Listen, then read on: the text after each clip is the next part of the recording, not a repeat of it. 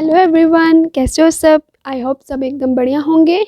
Welcome all to my channel commerce net holders. So आज के इस वीडियो में ना हम लोग एक इम्पॉर्टेंट टॉपिक करेंगे, डेट्स आर डीमटेरियलाइजेशन।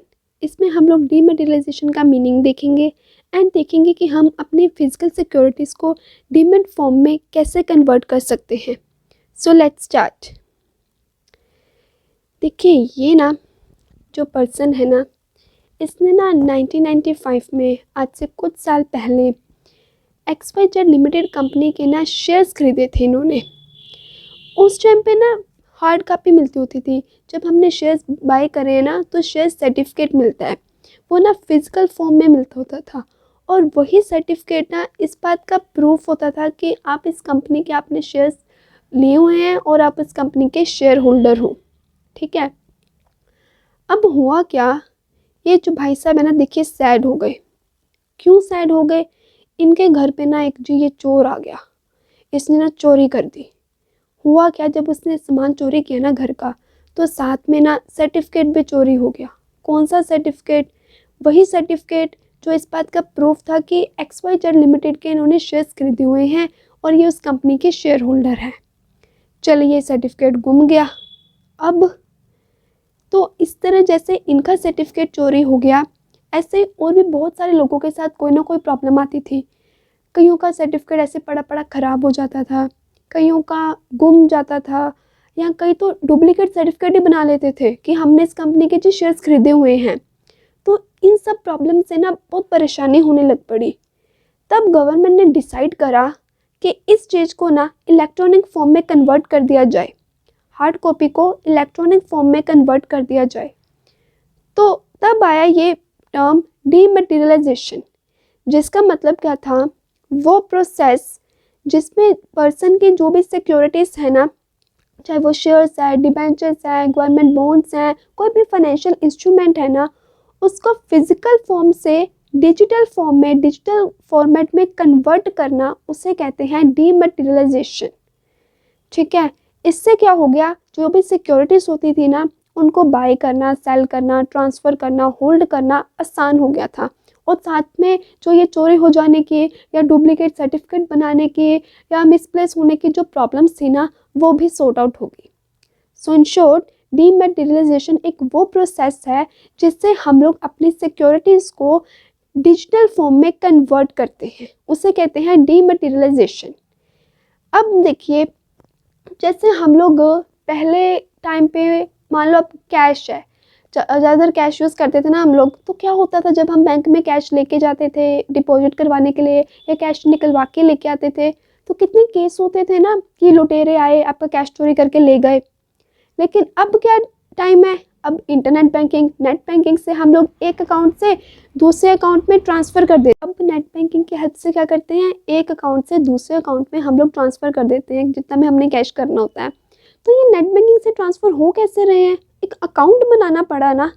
ठीक उसी तरीके से ना, जब हम लोग फाइनेंशियल ट्रेडिंग, जब हम करते हैं सिक्योरिटीज़ की ट्रेडिंग ऑनलाइन करते हैं ना, तो उसके लिए भी हमें एक अकाउंट बनाना पड़ता है जिसे हम कहते हैं डीमैट अकाउंट। ठीक है।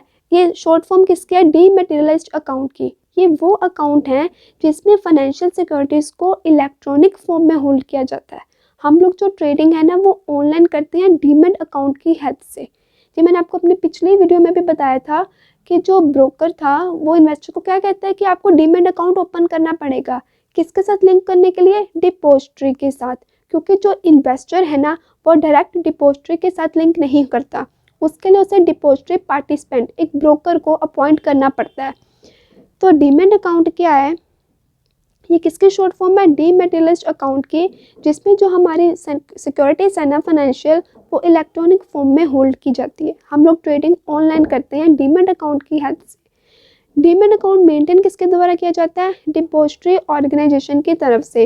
ये कौन सा डिपॉजिटरी ऑर्गेनाइजेशन कौन सा होता है, मैंने लास्ट वीडियो में बताया था कि जो हमारी सिक्योरिटीज़ को इलेक्ट्रॉनिक फॉर्म में होल्ड करती हैं। और करंटली हमारी इंडिया में 2 ही डिपॉजिटरी है। कौन कौन सी? एक national security depository limited and central depository service limited. ठीक है। और डिपॉजिटरी पार्टिसिपेंट कौन कौन से हो सकते हैं? ये कोई बैंक हो सकता है, कोई फाइनेंशियल इंस्टीट्यूशन हो सकता है, ब्रोकर हो सकते हैं, जो कि इन्वेस्टर और डिपॉजिटरी के बीच में इंटरमीडियरी का काम करता है। ठीक है, आपको पता चल गया होगा कि डीमैट अकाउंट क्या है। ठीक है, लेकिन इस डीमैट अकाउंट को ओपन करवाने के लिए ना हमें कुछ डॉक्यूमेंट्स होते हैं जो चाहिए होते हैं। वो कौन कौन से डॉक्यूमेंट्स हैं? जैसे कि प्रूफ ऑफ आइडेंटिटी, एड्रेस का प्रूफ, हमारे इनकम का proof, PAN card, photograph, cancel cheques. ये कुछ डॉक्यूमेंट्स हैं जो आपको चाहिए होते हैं जब आप अपना डीमैट अकाउंट ओपन करवाते हैं। ठीक है, तो चलिए अब हम बात करते हैं डीमैटेरियलाइजेशन की। इसमें मैंने आपको क्या बताया कि हम अपने फिजिकल जो सर्टिफिकेट्स, जो हमारी सिक्योरिटीज़ होती हैं, उनको हम लोग इलेक्ट्रॉनिक फॉर्म में कन्वर्ट करवाते हैं।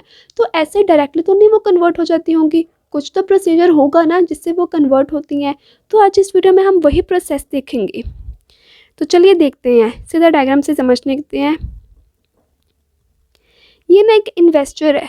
ठीक है, इसको ना, इसके पास ना मान लो इसने XYZ लिमिटेड कंपनी के शेयर्स खरीदे थे, तब इसको क्या मिले थे? जो सर्टिफिकेट था वो फिजिकल फॉर्म में मिला था, शेयर सर्टिफिकेट। अब ये क्योंकि सेबी ने भी मैंडेटरी कर दिया है कि आपके पास जो ये है इलेक्ट्रॉनिक फॉर्म में इसको कन्वर्ट कराना नेसेसरी है। ठीक है, तो क्या हुआ, इसके पास जो सर्टिफिकेट था ना, अब इसने सोचा क्यों ना मैं इसको इलेक्ट्रॉनिक फॉर्म में कन्वर्ट करवाऊँ। तो इसने ना सबसे पहले क्या सिलेक्ट किया? एक डिपॉजिटरी पार्टिसिपेंट जो कि सेबी के अंडर रजिस्टर्ड है। ठीक है, स्टॉक एक्सचेंज का मेंबर हो। तो इसने मान लो इसने देखा कि ये वाला पर्सन सही है मेरे लिए, उसने ब्रोकर के पास गया, रिक्वेस्ट करी कि मुझे अपना सर्टिफिकेट इलेक्ट्रॉनिक फॉर्म में करवाना है कन्वर्ट। तो क्या हुआ, इसने कहा ठीक है। अब क्या होगा, ये जो इन्वेस्टर है ना, ये फॉर्म फिल करेगा, DRF फॉर्म, डीमैटेरियलाइजेशन रिक्वेस्ट फॉर्म भरेगा ये। ठीक है, हम भी जैसे स्कूल में एडमिशन कराते हैं तो पहले फॉर्म भरते हैं ना, ठीक उसी तरीके से ये भी फॉर्म फिल करेगा। उस फॉर्म में इसके सारी इन्फॉर्मेशन, जितनी भी बेसिक इन्फॉर्मेशन है, इसका पैन कार्ड नंबर जो भी है, ये सब कुछ उसमें मेंशन होगा। ठीक है, और साथ में उस फॉर्म को भरने के साथ साथ जो इसको कंपनी से शेयर सर्टिफिकेट मिला था ना फिजिकल फॉर्म में, उस सर्टिफिकेट को भी ये अटैच करेगा। फॉर्म और सर्टिफिकेट को अटैच करके ये क्या करेगा, उसे अपने DP को दे देगा, इसको हैंड ओवर कर देगा। DP कौन? इसका ब्रोकर। ठीक है, अब नेक्स्ट स्टेप में क्या होगा, ये जो ब्रोकर है ना, क्योंकि इसका तो डायरेक्ट लिंक नहीं है डिपॉजिटरी के साथ इन्वेस्टर का, इसका लिंक है ना। तो डिपॉजिटरी जो पार्टिसिपेंट है ना, ये सारी इन्फॉर्मेशन जितनी भी इसकी फॉर्म में थी या सर्टिफिकेट की थी, वो ना इलेक्ट्रॉनिक फॉर्म में इसको सारी इन्फॉर्मेशन भेज देगा, जिसके साथ भी DP रजिस्टर्ड होगा। अगर वो NSDL के साथ रजिस्टर्ड है तो इसको, अगर CDSL के साथ है तो इसको, मतलब दोनों डिपॉजिटरी, हमारे इंडिया में 2 ही डिपॉजिटरी हैं, जिसके साथ भी जो ब्रोकर है वो रजिस्टर्ड होगा, वो उसको सारी जो इन्फॉर्मेशन है वो इलेक्ट्रॉनिक फॉर्म में भेज देगा। और क्या करेगा, ये जो फॉर्म और जो सर्टिफिकेट था फिजिकल फॉर्म में, इसको उसने इलेक्ट्रॉनिक फॉर्म में इंफॉर्मेशन प्रोवाइड कर दी।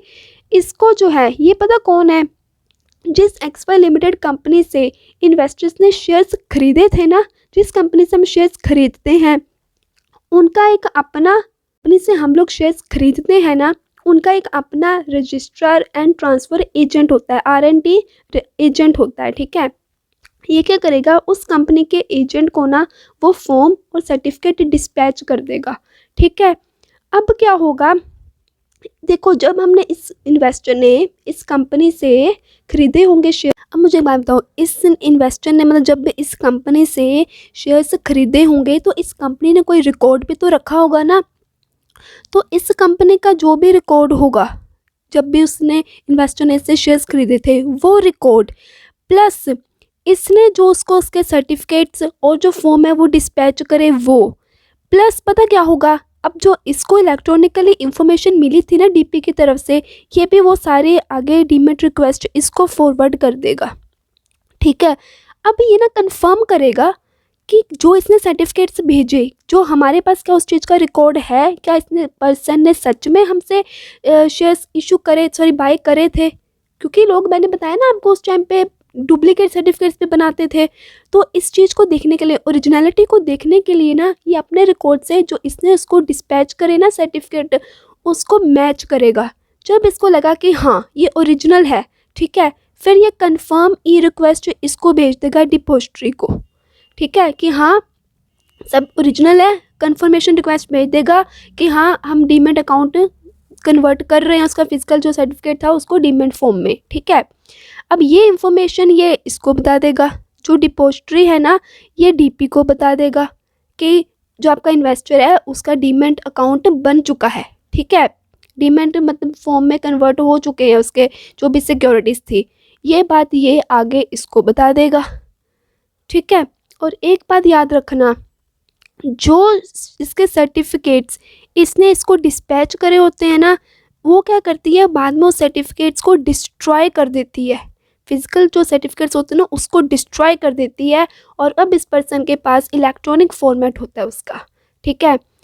इन शॉर्ट हम लोग एक बार दोबारा इसको रिवाइज कर लेते हैं ताकि आपको अच्छे से क्लियर हो जाए अगर कोई डाउट है।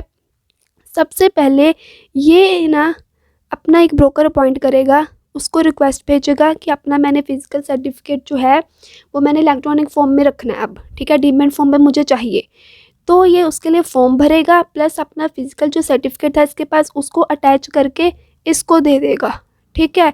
ये आगे इलेक्ट्रॉनिक रिक्वेस्ट सारी इन्फॉर्मेशन इलेक्ट्रॉनिकली इसको दे देगा जिस पे डिपॉजिटरी के साथ जो डीपी है वो रजिस्टर्ड है, ठीक है।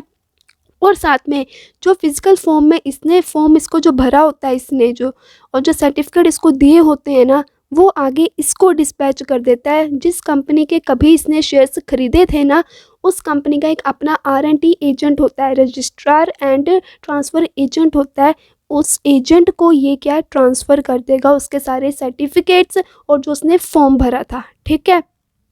भेजने के बाद जो अपने रिकॉर्ड के साथ ही उसको मैच करेगा, इसने देखा कि हाँ ये ओरिजिनल है कुछ भी डुप्लीकेट नहीं है, ओरिजिनलिटी को चेक करने के बाद वो क्या करेगा इसको कंफर्म रिक्वेस्ट भेज देगा, ठीक है। ये आगे इस डीपी को बता देगा कि भाई जो है वो डीमेट फॉर्म में कन्वर्ट हो चुका है, ठीक है, डीमेट फॉर्म उसका। तो ये आगे सारी बात इसको बता देगा इन्वेस्टर को। अब इन शॉर्ट क्या हुआ, उसका जो फिजिकल जो उसकी सिक्योरिटीज़ थी वो डीमेट फॉर्म में कन्वर्ट हो गई हैं, ठीक है। तो आई होप आपको सारा प्रोसीजर क्लियर हुआ होगा कि कैसे एक इन्वेस्टर फॉर्म भरता है, सर्टिफिकेट अटैच करके देता है, डीपी आगे डिपॉजिटरी को रिक्वेस्ट भेजता है और जो कंपनी का जो R&T एजेंट होता है उसको सर्टिफिकेट डिस्पैच करता है। वो क्या करती है कंफर्मेशन होने के बाद उस जो फिज़िकल जो फॉर्म होता है उसको सर्टिफिकेट को वो डिस्ट्रॉय कर देती है, कंफर्मेशन इसको रिक्वेस्ट भेजती है, वो आगे इसको सारा बता देता है कि हाँ जी आपका डीमेट फॉर्म बन चुका है और वो आगे इसको बता देता है कि डीमेट अकाउंट अपना चेक कर लीजिए, आपका जो सिक्योरिटीज़ है वो डीमेट फॉर्मेट में कन्वर्ट हो चुकी हैं, ठीक है। तो ये था सारा प्रोसीजर। सो आई होप आपको ये प्रोसीजर क्लियर हो गया होगा। Thank you for watching this video and for more videos please subscribe this channel and like and comment करके ज़रूर बताएं कि आपको ये वीडियो कैसी लगी है। Thank you.